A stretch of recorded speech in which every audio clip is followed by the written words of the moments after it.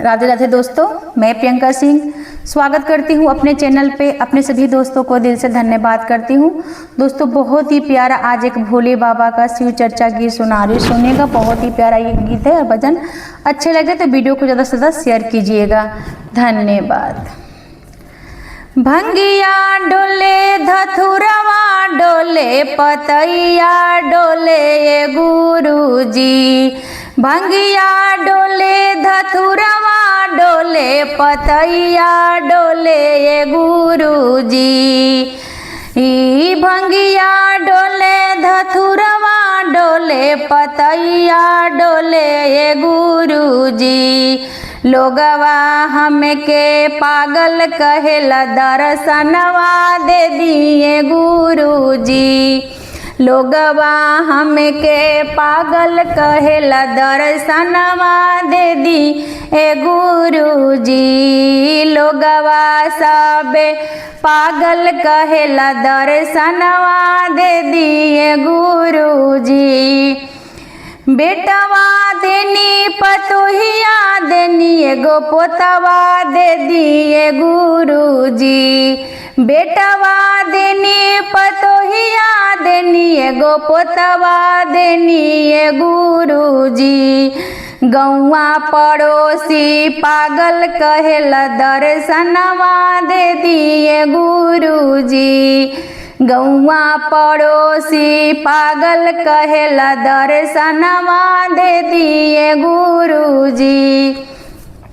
भंगिया डोले धथुरवा डोले पतैया डोले ये गुरुजी। भंगिया डोले धथुरवा डोले पतैया डोले ये गुरुजी। गौवा मुहल्ला सबे पागल कहेला दर्शनवा दे दिए गुरुजी। गौवा के लोग सबे पागल कहेला दर्शनवा दे दिए गुरुजी। जी बेटिया दिनी दमदवा देनी एगो नतिया दे दिए गुरुजी। बेटिया दी दमदवा दी एगो नाती दे दिए गुरुजी। गौवा मुहल्ला सबे पागल कहेला दर्शनवा दे दिए गुरुजी। गौवा मुहल्ला सबे पागल कहेला दर्शनवा दे दिए गुरुजी। भाई देनी भाभी देनी भतीजवा दे दिए गुरुजी। भैया दिहनी भाभी दिहनी भतीजवा दे दी ए गुरुजी। आइल बानी रौरो चरनी दर्शनवा दे दी ए गुरुजी। पड़ते बानी रौरे चरण दर्शनवा दे दिए गुरुजी।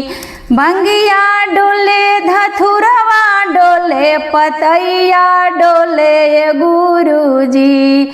गौवा मुहल्ला सबे पागल कहेला दर्शनवा दे दिए गुरुजी।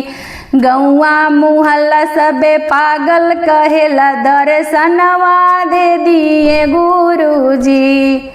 जय श्री शंभू।